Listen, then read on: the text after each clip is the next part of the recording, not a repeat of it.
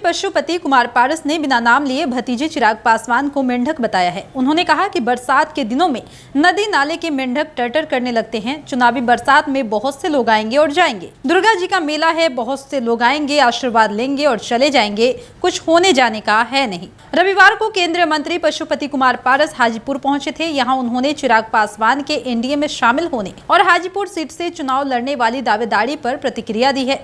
पशुपति कुमार पारस ने कहा कि हाजीपुर से मैं ही चुनाव लड़ूंगा, मेरे अलावा कौन है जो चुनाव लड़ेगा। उन्होंने कहा कि बड़े भैया रामविलास पासवान ने जहां हाथ पकड़कर चुनाव लड़ना सिखाया है और वहां से चुनाव कोई और कैसे लड़ सकता है। केंद्रीय मंत्री ने कहा कि मेरे अलावा हाजीपुर का दावेदार कौन है, सब झूठा दावेदार है। जो दावेदार है उसने घोषणा की थी कि जहां हम हैं वहां आजीवन सेवा करेंगे। उन्होंने कहा कि जो हाजीपुर का दावेदार है उसको बोलिए कि पासवान जहां हाथ पकड़कर ले गए थे वहां सेवा करेंगे। उन्होंने आगे कहा कि मैंने किसी पार्टी और व्यक्ति को धोखा नहीं दिया है। हम 3 भाई राम, लक्ष्मण और भरत थे। आखिर ऐसी क्या परिस्थिति बन गई जिससे कि मेरे बड़े भाई और छोटे भाई के जाने के बाद मेरे परिवार और पार्टी टूट गई। बता दें कि केंद्रीय मंत्री पशुपति कुमार पारस हाजीपुर में कार्यकर्ता सम्मेलन में पहुंचे थे। सर्किट हाउस में बातचीत करते हुए उन्होंने चुनाव को लेकर प्रतिक्रिया दी है। बात पिछले दिनों की करें तो चिराग पासवान को 18 जुलाई को होने वाली एनडीए की मीटिंग में बुलाया गया था और चिराग ने एनडीए में शामिल होने से पहले सीट शेयरिंग की मांग की थी। सबसे ज्यादा मुश्किल हाजीपुर लोकसभा सीट को लेकर हुई और बता दें कि हाजीपुर सीट को लेकर चाचा भतीजा आमने सामने आ गए थे। दोनों को साथ लाना बीजेपी के लिए मुश्किल काम था।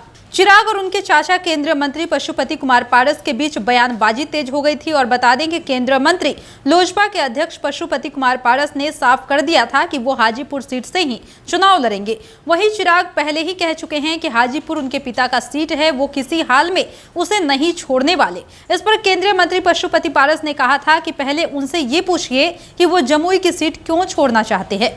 बता दें कि एनडीए की मीटिंग में चिराग को मिले आमंत्रण पर उन्होंने कहा था कि चुनावी साल है, हर गठबंधन अपने को मजबूत करना चाहता है। हमारा गठबंधन बीजेपी से है, चिराग पासवान से। साथ ही नित्यानंद राय से मुलाकात पर कहा था कि उनसे मेरी सौहार्दपूर्ण बातें हुई, लेकिन दोनों दलों का मिलना मुमकिन नहीं है। बता दें कि नित्यानंद राय 2 बार चिराग पासवान से मुलाकात भी कर चुके थे। चाचा पशुपति कुमार पारस ने अपने ही भतीजे को लेकर कहा था कि चिराग पासवान जो है और हाजीपुर में उनका क्या है, ये तो उनको सोचने की जरूरत है। क्यों चिराग पासवान जमुई को छोड़कर हाजीपुर से चुनाव लड़ेंगे।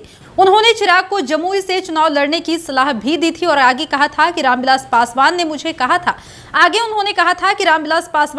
कहा था कि पारस, जितना तुम पर मुझे विश्वास है उतना विश्वास मुझे चिराग पर नहीं है। तुम ही भविष्य में मेरे उत्तराधिकारी रहोगे।